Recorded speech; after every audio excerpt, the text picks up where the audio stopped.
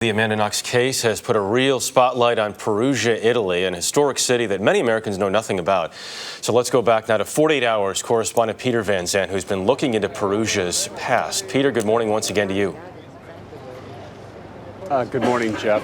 The story of Perugia is one rich in imagery and ancient mythology. But Perugians are now hoping that all of this will be consigned to history.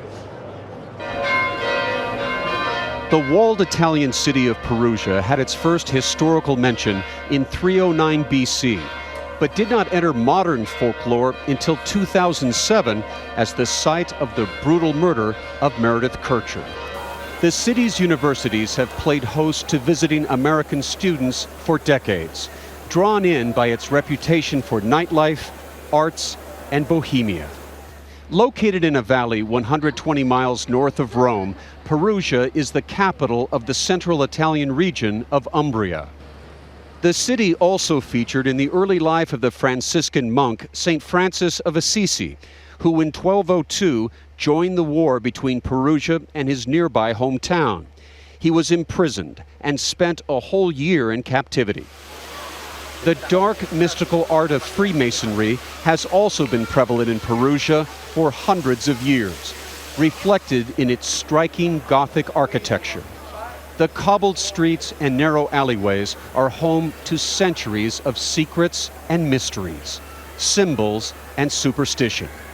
For Chief Trial Prosecutor Giuliano Menini, a native Perugian, they are key factors in one of the most lurid murders in Perugia's history. He was seeing symbols on the crime scene, I think, right from the start.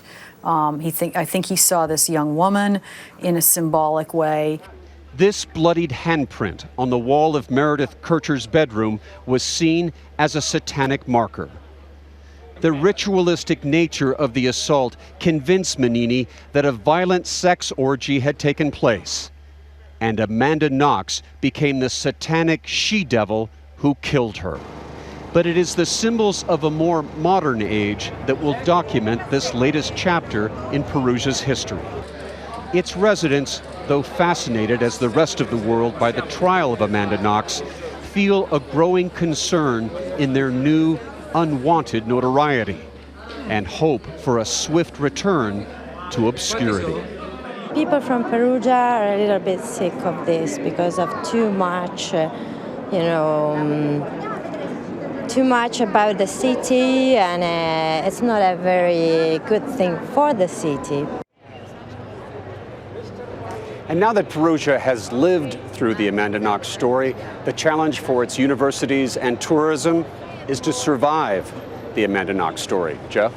Peter, from what you've seen over there, has Amanda Knox been successful in changing Perugia's perception of her?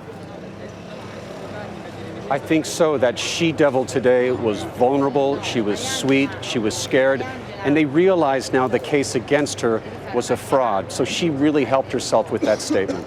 Peter Van Zandt in Perugia, Italy, thank you once again.